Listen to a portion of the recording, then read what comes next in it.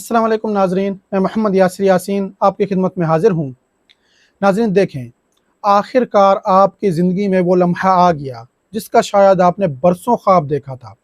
और आज आपकी ज़िंदगी का सबसे मुबारक सफ़र शुरू होने वाला है। आज आप दुनिया छोड़कर अल्लाह के मेहमान बनने वाले हैं, और लब्बैक अल्लाहुम्मा लब्बैक की सदाओं में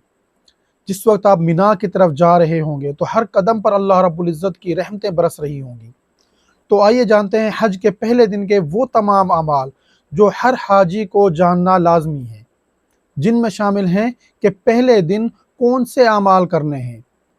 कौन सी गलतियां हैं जो आपने नहीं करनी, और कौन सी ऐसी चीज़ें हैं जो अवाम में मशहूर हैं कि इस तरह से करना है, इस तरह से करना है, लेकिन आपने वो काम नहीं करने क्योंकि वो गलत हैं और अवाम में मशहूर हो चुके हैं। शदीद गर्मी से कैसे बचना है, और कौन सा ज़रूरी सामान है जो आपने हज के 5 दिनों के लिए लाजमी लेकर जाना है, और मिना में आपने नमाजें कसर करनी है यानी कि आधी पढ़नी है या आप नमाजें पूरी पढ़ेंगे, और आज के इस जदीद दौर में जदीद सहूलियात की मौजूदगी में आपने अपना हज सुन्नत के मुताबिक किस तरह से करना है। तो इन तमाम चीज़ों को जानने के लिए आपने वीडियो को पूरा देखना है, स्किप नहीं करना, वरना इनमें से कोई भी अहम चीज़ आपसे मिस हो सकती है। अगर आप चैनल पर नए हैं तो चैनल को सब्सक्राइब कर दें और बेल वाली बटन पर क्लिक कर दें ताकि हज और उम्रा से रिलेटेड हर आने वाली नई वीडियो आप तक पहुंचती रहे। और देखें नाज़रीन, सबसे पहले मैं आपको ये बता दूं कि अगर आपका कोई भी सवाल है हज से रिलेटेड तो आप वो कमेंट करके पूछ सकते हैं, इंशाअल्लाह आपको उसका जवाब दिया जाएगा। तो पहली चीज़ आप ये समझ लें जो अवाम में बहुत से लोगों में गलत मशहूर है कि हज का ihram बांधने के लिए आपने मस्जिदुल हराम जाना है, वहाँ से नियत करके आएंगे, या मस्जिद आयशा जाएंगे, या मस्जिद जोराना जाएंगे, या फिर किसी मीकात पर जाएंगे। तो देखें, आपको किसी जगह जाने की ज़रूरत नहीं है। आपने अपने हज का ihram और हज की नियत आपने अपनी रिहाइश गाह से, अपनी होटल से करनी है। और दूसरी गलत फहमी अवाम में ये है, जिस वक्त आप ihram बांधेंगे हज का, तो उस वक्त बहुत से लोग नाखून नहीं काटते, बाल वगैरह नहीं काटते, और अपने जिस्म की सफाई नहीं करते, और वो कहते हैं कि हमने हज की कुर्बानी करनी है, और जिस शख्स ने कुर्बानी करनी होती है उसे ज़िलहज का चांद नज़र आने के बाद ये अमाल नहीं करने होते। तो देखें, ये तमाम चीज़ें उन लोगों के लिए हैं जिन्होंने ईद की कुर्बानी करनी है और वो हज नहीं कर रहे। जो लोग हज कर रहे हैं, चाहे उन्होंने हज की कुर्बानी करनी हो या उन्होंने ईद की भी साथ में कुर्बानी करनी हो, उनके लिए ये पाबंदियां नहीं हैं। वो जिस वक्त हज का ihram बांधेंगे तो वो ये तमाम अमाल कर सकते हैं, नाखून काट सकते हैं, जिस्म की सफाई कर सकते हैं, और ख़त करवा सकते हैं, बाल वगैरह कटवाने हो जिसने तो वो कटवा सकता है। तो आपने करना यह है कि अच्छी तरह से आप गुस्ल करें, जिस्म की सफाई करें, और मर्द हजरात ihram की चादरें बांधने से पहले बदन पर खुशबू लगा लें, ये लगाना सुन्नत है। और कुछ सामान बहुत ज़्यादा ज़रूरी है, उसका मैं आपको बता देता हूँ कि वो कौन कौन सा है। पानी की बोतल आपके पास होनी चाहिए, छतरी आपके पास हो, मोबाइल, पावर बैंक, मोबाइल का चार्जर, और आपकी ज़रूरी मेडिसिन जो हैं, दवाइयाँ, वो आपने साथ लेकर जानी है। कुछ खुश्क मेवाजात साथ ले जाएं, और रैशेज़ वाली क्रीम वो साथ ले जाएं, लेकिन बिना खुशबू वाली। और इस दफ़ा हैंड कैरी आपने साथ नहीं लेकर जाना है, और जो पीछे लटकाने वाला बैग है वो आपने साथ लेकर जाना है, और उसी में सामान आपने रख कर लेकर जाना है। और ख़वातीन जो है वो कैंची साथ लेकर जाएं, क्योंकि उन्होंने वहाँ पर अपना कसर करना होगा। इसके अलावा हज के 5 दिनों के सामान के ऊपर ये मैंने एक वीडियो बनाई है, इसमें से जिस जिस सामान की आपको ज़रूरत होगी वो इस वीडियो को देख कर आप वो अपना सामान पैक करके साथ लेकर जाएँ। और जिस वक्त आप गुस्ल वगैरह कर लें तो फिर आपने, मर्द हजरात ने ihram की चादरें बांधनी है और ख़वातीन ने ihram का लिबास पहन लेना है, और फिर उन्होंने 2 रकात नफल नमाज अदा करनी है। और 2 रकात नफल नमाज अदा करने के बाद आपने हज की नियत करनी है, और हज की नियत के अल्फाज हैं अल्लाहुम्मा लब्बैक हज्जा। और उसके बाद मर्द हजरात बाआवाज़ बुलंद 3 दफ़ा तलबिया पढ़ेंगे, और ख़वातीन आहिस्ता आवाज़ से 3 दफ़ा तलबिया पढ़ेंगी कि लब्बैक अल्लाहुम्मा लब्बैक, लब्बैक ला शरीक लक लब्बैक, इन्नल हम्दा वन निअमता लक वल मुल्क ला शरीक लक। ये तलबिया पढ़ना लाजमी है। जिस शख्स ने तलबिया ना पढ़ा उसका ihram नहीं होगा। और याद रखिएगा कि हज में ihram फ़र्ज़ है, और जिस वक्त आप तलबिया पढ़ेंगे तो उस वक्त आपके ऊपर ihram की पाबंदियाँ लागू हो जाएंगी, और पाबंदियाँ वही हैं जो आपके ऊपर उम्रा में थी। उन तमाम पाबंदियों पे आपने उस वक्त तक अमल करना है जब तक आप अपना ihram खोल ना दें, यानी कि हलक या कसर करवा कर जब तक आप अपना ihram नहीं खोलेंगे उस वक्त तक आपने इन पाबंदियों पे अमल करना है। اور دیکھیں آپ کو بتا دیا گیا ہوگا کہ آپ کو 24 اور 25 مئی کی درمیانی رات میں کسی ٹائم پہ لے جایا جائے گا مینا میں۔ بہت سے لوگ ضد کر رہے ہوں گے اور وہ یہ غلطی کریں گے کہ وہ کہیں گے کہ وہ کہہ رہے ہوں گے کہ ہم پیدل جائیں گے مینا میں اور صبح کے ٹائم جائیں گے، 8 ذی الحج کی صبح فجر کے بعد جائیں گے۔ تو آپ نے یہ غلطی نہیں کرنی، آپ اپنی بسوں میں بیٹھ کر ہی جائیں۔ اگر آپ پیدل گئے تو آپ کے لیے بہت مشکلات کا سامنا کرنا ہوگا، کیونکہ اس دفعہ نسخ کارڈ کے ذریعے چیکنگ ہوگی سب کی اور پھر آگے جانے دیا جائے گا۔ تو آپ آسانی کے ساتھ اپنی بسوں میں بیٹھ کر ہی جائیں۔ اکیلے گئے تو آپ کے لیے بہت زیادہ مشکلات اور پریشانیوں کا سامنا کرنا پڑ سکتا ہے اور بہت مشکلات آپ کے لیے ہوں گی، اور اس سے پھر آپ کا حج بھی ڈسٹرب ہو سکتا ہے۔ اور احرام باندھنے کے ساتھ ہی آپ نے صبر کا دامن پکڑ لینا ہے، صبر کرنا ہے ہر معاملے میں، اور اخلاق آپ نے اپنے اچھے کر لینے ہیں۔ دوسروں کے اوپر غصہ نہیں کرنا۔ کوئی چھوٹی موٹی تکلیف آپ کو پہنچتی ہے یا کوئی مینا میں جا کر کوئی سہولیات آپ کو نہیں ملتی ہیں تو ان سب پہ آپ نے صبر کرنا ہے، جھگڑا نہیں کرنا، غصے کا مظاہرہ نہیں کرنا، کیونکہ یہ تمام چیزیں حج کے دوران اور حالت احرام میں منع ہیں۔ اور جس وقت آپ اپنی ہوٹل سے مینا جا رہے ہوں گے تو آپ نے تلبیہ پڑھتے ہوئے جانا ہے،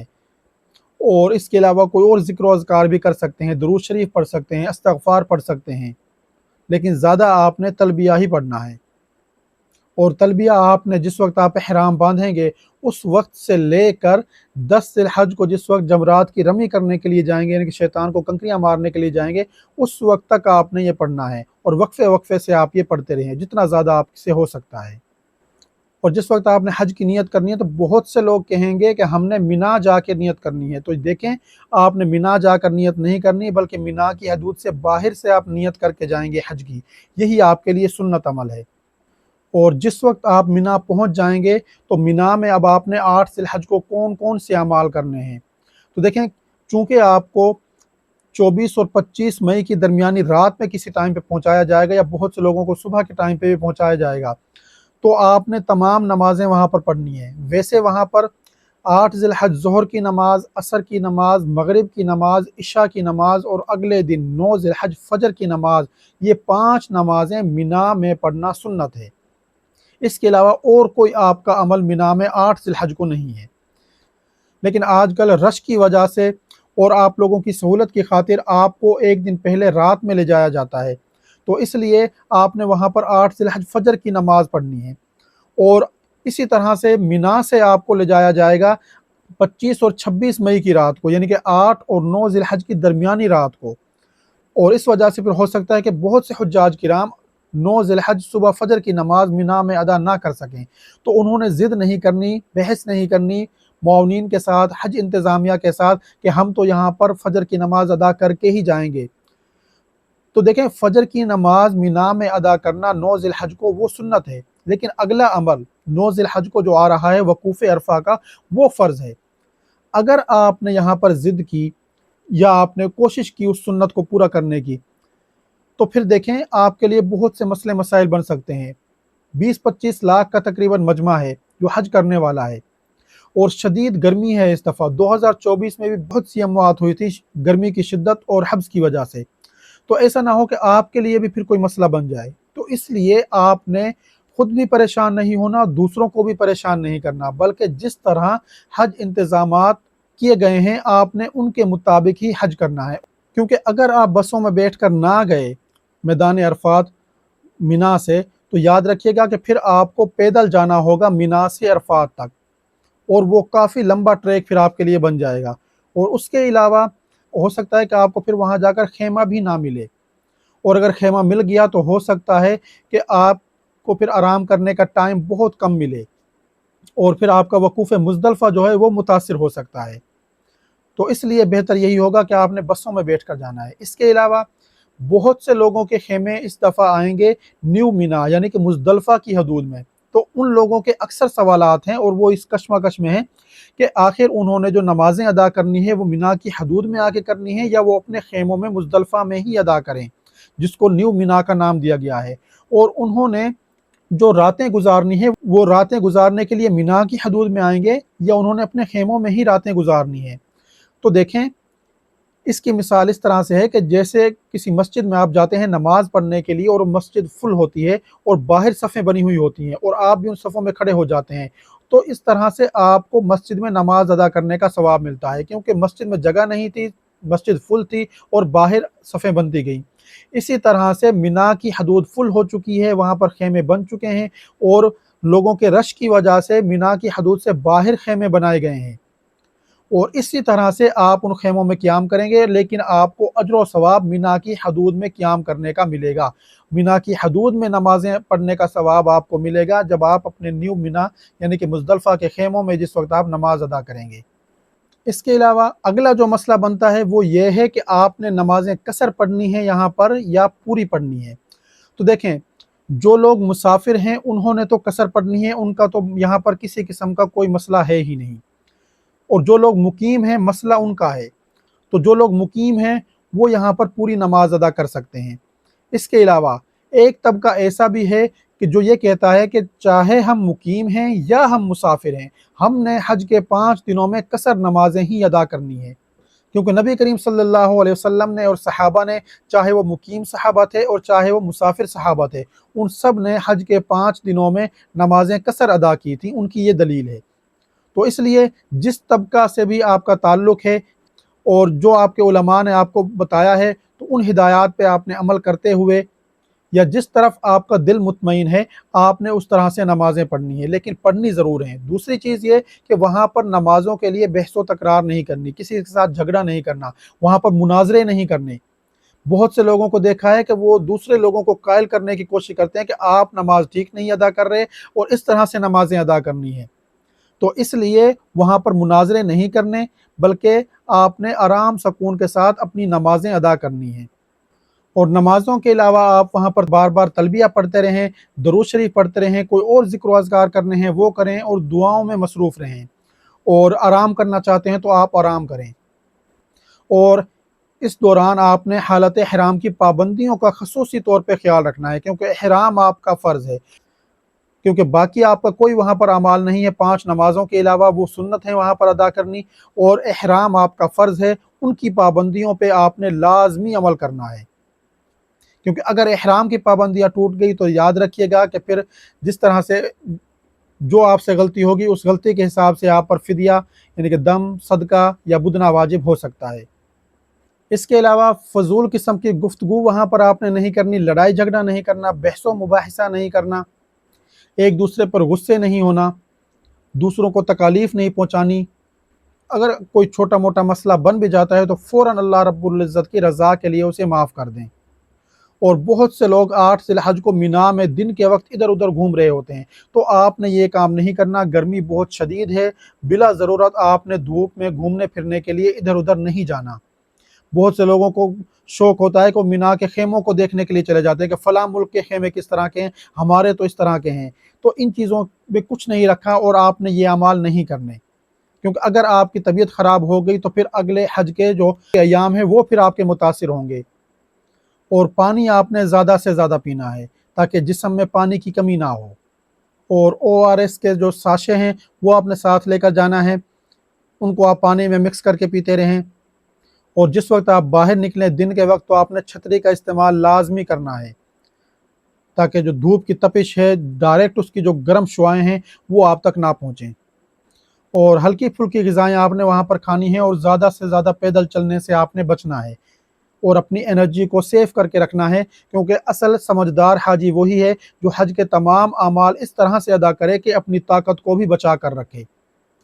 اور اگر آپ کو وہاں پر کوئی مسئلہ درپیش آتا ہے، آپ بچھڑ جاتے ہیں یا کوئی بھی مسئلہ آپ کا بنتا ہے، تو آپ وہاں پر حج معاونین جو کھڑے ہوں گے ان سے آپ پوچھ سکتے ہیں، اور سیکورٹی والے جو لوگ وہاں پر ہوتے ہیں، شرطے یا سعودی پولیس والے، ان سے آپ وہ چیزیں پوچھ سکتے ہیں۔ پاکستانی معاونین ہیں، انڈین معاونین ہیں یا بنگلہ دیشی معاونین، ان سے آپ پوچھ سکتے ہیں، وہ سب ایک دوسرے کی مدد کرتے ہیں۔ یا آپ کا تعلق جس کنٹری سے بھی ہے اور آپ کے معاونین وہاں پر ہوں تو آپ ان سے پوچھ سکتے ہیں، یا دوسرے ممالک کے معاونین سے بھی آپ پوچھیں گے تو وہ بھی آپ کو گائیڈ کر دیں گے۔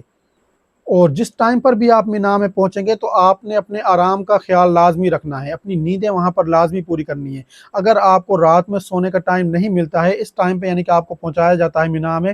تو آپ پھر دن میں وہاں پر آرام کریں اور دن میں اپنی نیند پوری کر لیں، کیونکہ اگلی رات میں پھر دوبارہ آپ کو میدان عرفات میں لے جایا جائے گا۔ کیونکہ جب آپ کی نیند پوری ہوگی، آپ فریش ہوں گے، تو آپ اگلا دن وقوف عرفہ جو کہ فرض ہے وہ آپ پھر اچھے طریقے سے ادا کریں گے۔ اور دیکھیں حج کا احرام باندھتے ہی یہ کچھ چیزیں آپ نے لازمی اپنے ساتھ رکھ لینی ہیں۔ وہ کیا ہے؟ نمبر 1 صبر۔ صبر کا دامن آپ نے ہاتھ سے نہیں چھوڑنا جب آپ احرام باندھ لیں۔ دوسری چیز ہے اخلاق،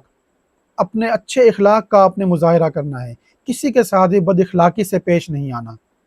اس کے علاوہ عاجزی اور انکساری سے آپ نے ہر عمل کرنا ہے۔ اور اس کے علاوہ ہے اخلاص، کہ آپ کا ہر عمل، ہر رکن وہ اللہ رب العزت کی رضا کے لیے ہو، اس میں کسی بھی قسم کا کوئی بھی دنیاوی دکھلاوا شامل نہ ہو، اور اپنا تعلق لوگوں سے، دنیا سے کم کر کے اللہ رب العزت کی طرف آپ نے زیادہ جوڑ لینا ہے، اپنا تعلق اللہ سے جوڑنا ہے۔ تو ان تمام چیزوں کو ساتھ رکھ کر جب آپ اپنے حج کے اعمال کریں گے، ارکان کریں گے، تو انشاءاللہ آپ کا حج حج مبرور ہوگا۔ تو ناظرین یہ تو تھی کچھ اہم معلومات جن پہ آپ نے حج کے پہلے دن میں عمل کرنا ہے تاکہ آپ اپنے حج کا پہلا دن اچھے طریقے سے سر انجام دے سکیں۔ تو ناظرین اگر آپ کو میری یہ دی ہوئی معلومات پسند آئی ہیں تو انہیں اپنے دوسرے ساتھیوں کے ساتھ بھی لازمی شیئر کریں تاکہ وہ بھی ان چیزوں سے فائدہ اٹھا سکیں، اور آپ کا اگر کوئی بھی سوال ہے حج سے ریلیٹڈ تو آپ وہ کمنٹ کر کے پوچھ سکتے ہیں، تو انشاءاللہ آپ کو اس کا جواب دیا جائے گا۔ اور ناظرین مجھے اپنی دعاؤں میں ضرور یاد رکھیے گا۔ اگر آپ نے ابھی تک ویڈیو کو لائک نہیں کیا تو ویڈیو کو لائک کر دیں، شیئر کر دیں، میرے چینل کو سبسکرائب کر دیں اور بیل والی بٹن پر کلک کر دیں تاکہ حج اور عمرہ سے ریلیٹڈ ہر آنے والی نئی ویڈیو آپ تک پہنچتی رہے۔ شکریہ۔